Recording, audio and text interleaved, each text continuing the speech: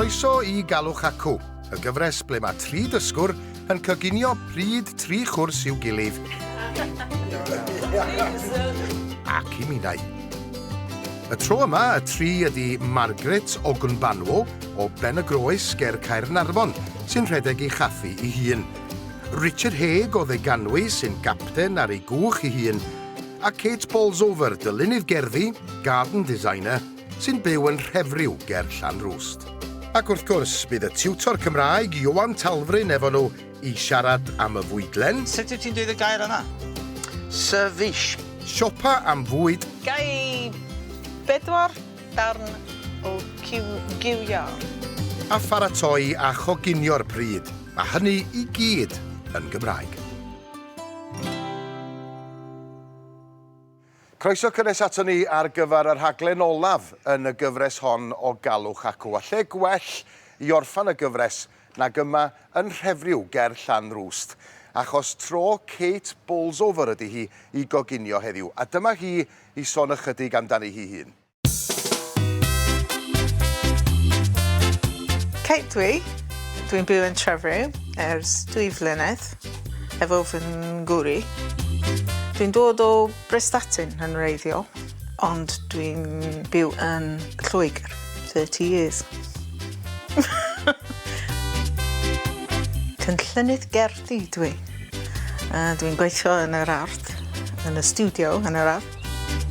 Yeah, I work all over the country as a freelance, generally smaller gardens. I've just finished one in Colwyn Bay, which has turned out really nice, so very pleased with that. Dwi'n hoffi cerdded yn y mynyddoedd. Dwi'n hoffi arlunio, diwrluniau. Dwi'n hoffi kayacio.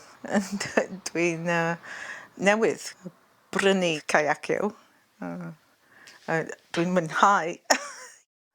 Dwi'n kayacio yn y llun ar yn y môr yn Ynys Môn. We moved to Trefryw because I always wanted to live in the Conwy Valley. As I'm from Prestatyn originally, we used to come up here and walk in the mountains up to the lakes. I'd like to learn Welsh, to speak Welsh fluently, so that I can talk to all the people in the village. I'm a member of a club in the village, and I'd like to be able to talk to them. Having learned a little bit of Welsh at school, I wanted to improve it, so I looked at the adverts in the paper and on the local boards, and I saw that there were classes in Llanrwst. So bravely went along for the first time shortly after we moved here. So I've been learning for about 2 years now. So. Dwi'n mwynhau yn fawr. Fy hoff gair bendigedig yn Gymraeg. Dwi wedi gwylio Ioan Talfryn a Cariad at Iaith. Dwi wedi edrych ymlaen, him all to myself.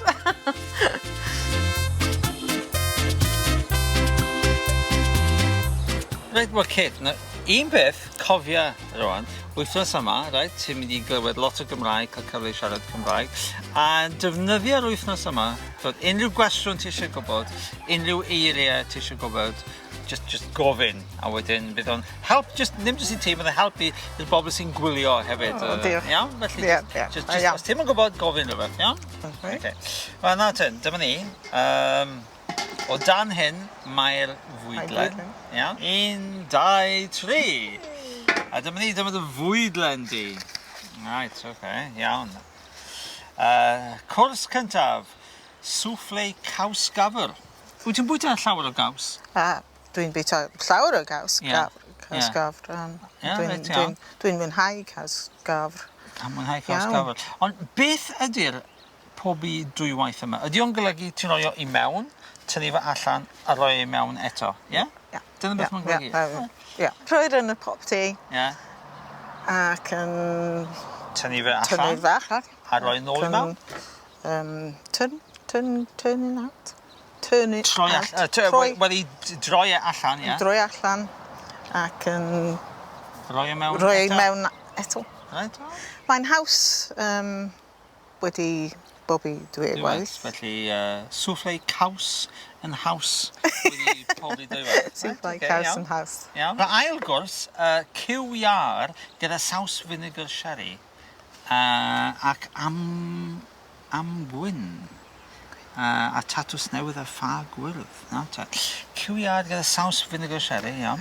Ac amgwyn. Tarragon. Tarragon, amgwyn. Amgwyn. Right, okay. A tatws newydd a ffa gwyrdd. Dwi, achos dwi ddim yn bwyta cig, yn cael tarten madarch gwyllt. Madarch gwyllt. Ie. Yn lleol. Yn lleol? Ie. Ddim ti sy'n pigo nhw? No, ddim. Gwych, dwi'n mwynhau, ie, dwi wrth y modd gyda madarch, iawn, gwych. Ac wedyn, pwdyn. Na, ma hwn yn sôn yn neis. Treifl mwyar dion a ffort. Felly, dwi wrth y modd gyda mwyar dion. Dwi'n mwynhau. Dwi'n mwynhau mwyar dion. Dwi'n pic. Casglu? Casglu. Ie. Y mwyar dion. Ar gyfer y treifl? Ie. O, gwych. Felly, mwyar dion o drefryw. Dwi'n callu am o drefryw. Iawn. Felly, gael sherry yn fanna, a port yn fanna. Pwy sy'n gyrru adre? Dwi'n gwybod, ddim fi. Na, felly, iawn. Wyt ti'n siarad Cymraeg yn well? Ar ôl y tym bach o ddiod? Wyt ti'n, pan fydd i'n coginio fydd i'n swigo'r botel i helpu'r Gymraeg i ddod allan? Oh, definitely. Yeah, definitely. No, dyna ni, iawn. Byddi di'n yn hapus ac yn siarad Cymraeg. Ac yn siarad Cymraeg. Ie. Yn rhigl. Yn rhigl. Diolch i'r alcohol, ie? Rwan ta cyn i Kate a Ioan fynd i siopa i brynu'r cynhwysion, dewch i ni atgoffa'n hunan o'r ddau ddysgwr arall fydd yn ymuno efo ni am ginio heddiw.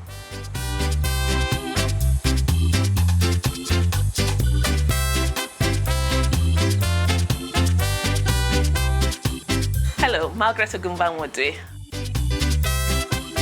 Nes I dechrau dysgu ar y wei, Cymraeg ar y wei, just to a just geirfa bach. Ond ar ôl symud, nes I dechrau dysbeth Cymraeg yn Ancra, yn Talfryn. Dwi'n licio gair canolbwyntio.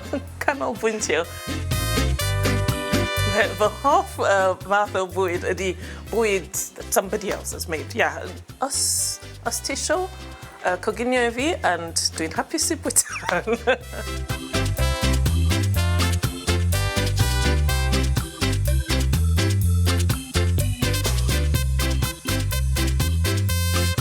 Helo, Richard Haig dwi. Dwi'n dod ymreiddiol o Lloegr, o Birmingham yn ymreiddiol. Hyn y bryd dwi'n byw yn Dyganwy yn Gogledd Cymru. Dwi'n edrych ymlaen i'r blasu coginio pobl eraill, and dwi'n edrych ymlaen ar coginio am pobl eraill. Pan mi wnaethon ni gyrraedd yn Cymru, mae plant yn mynd i'r ysgol yn Cymru and dysgu Cymraeg yn y ysgol.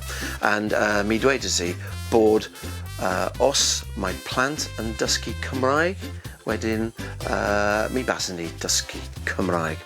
Dwi'n wedi bod yn dysgu am 2 neu 3 mlynedd.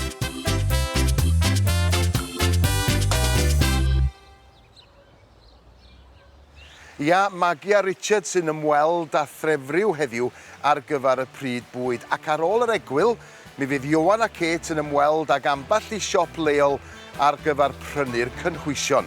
Felly dwch yn ôl ato ni.